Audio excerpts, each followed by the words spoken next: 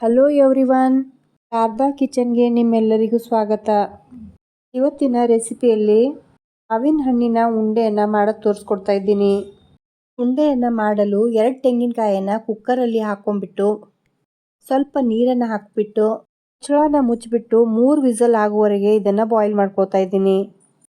Cooker ತಣ್ಣಗಾಗಿಂದ ಒಳಗಿಂದ ತೆಂಗಿನಕಾಯನ್ನು ತೆಗೆದುಬಿಟ್ಟು ಈ ಥರ ಒಡೆದ್ಬಿಟ್ಟು ತೆಂಗಿನ ಸಿಪ್ಪೆಯನ್ನು ಆರಾಮಾಗಿ ಈಸಿಯಾಗಿ ತಕ್ಕೋಬಹುದು. ತೆಂಗಿನಕಾಯಿನ ಚಿಕ್ಕ ಪೀಸಾಗಿ ಕಟ್ ಮಾಡ್ಕೊಂಡ್ಬಿಟ್ಟು ಮಿಕ್ಸಿ ಜಾರಿಗೆ ಹಾಕೊಂಡು ಇಟ್ಕೊಂಡ್ಬಿಟ್ಟಿದ್ದೀನಿ. 2 ಸಿಹಿಯಾದ ಮಾವಿನ ಹಣ್ಣನ್ನು ತೆಗೆದುಕೊಂಡ್ಬಿಟ್ಟು ಮೇಲಿನ ಸಿಪ್ಪೆ ಎಲ್ಲ ತೆಗೆದುಕೊಂಡ್ಬಿಟ್ಟು ಕಟ್ ಮಾಡ್ಕೊಂಡ್ಬಿಟ್ಟು ಮಿಕ್ಸಿ ಜಾರಿಗೆ ಹಾಕ್ಕೊಂಡ್ಬಿಟ್ಟು ಶೇಖರಣೆಯನ್ನು ರೆಡಿ ಮಾಡ್ಕೊಂಡು ಇಟ್ಕೊಂಡ್ಬಿಟ್ಟಿದ್ದೀನಿ.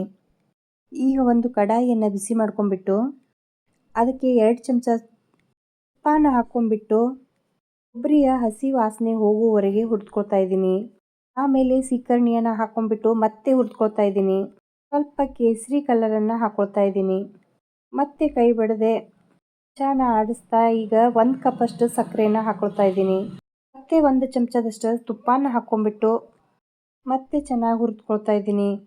ಒಂದು ಅರ್ಧ ಚಮಚದಷ್ಟು ಏಲಕ್ಕಿ ಪೌಡ್ರನ್ನು ಹಾಕ್ಕೊಂಡ್ಬಿಟ್ಟು ಈ ಥರ ಹುರ್ಕೊಳ್ತಾ ಹೋದಂಗೆ ಇದ್ರ ಟೆಕ್ಸ್ಚರ್ ನೋಡಿ ಎಷ್ಟು ಶೈನಿಯಾಗಿ ಮತ್ತು ಕೊಬ್ಬರಿ ಎಲ್ಲ ಎಣ್ಣೆ ಬಿಟ್ಕೊಳ್ತಾ ಚೆನ್ನಾಗಿ ಕಾಣ್ತಾ ಇದೆ.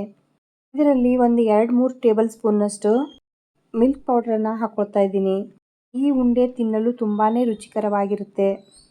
ಇನ್ನೇನ್ರಿ, ಈಗ ಮಾವಿನ ಹಣ್ಣಿನ ಸೀಸನ್ ಹೋಗ್ತಾ ಇದೆಯಲ್ಲ, ಈ ಥರ ಉಂಡೆಗಳನ್ನು ಕಟ್ಕೊಂಡು ತಿಂದು ನೋಡ್ರಿ ಎಷ್ಟು ರುಚಿಕರವಾಗಿರುತ್ತೆ ಅಂತ. ರೆಸಿಪಿ ಹೆಂಗೆ ಅನಿಸುತ್ತೆ ಅಂತ ಕಮೆಂಟ್ ಮಾಡಿ, ಲೈಕ್ ಮಾಡಿ, ಶೇರ್ ಮಾಡಿ, ಸಬ್ಸ್ಕ್ರೈಬ್ ಮಾಡೋದನ್ನು ಮರಿಬೇಡಿ. ನನ್ನ ಇನ್ಸ್ಟಾಗ್ರಾಮ್ ಪೇಜಿಗೂ ಫಾಲೋ ಮಾಡಿ. ರೆಸಿಪಿ ಪುನಃ ನೋಡಬೇಕೆಂದರೆ ಬೆಲ್ ಐಕಾನನ್ನು ಪ್ರೆಸ್ ಮಾಡಿ.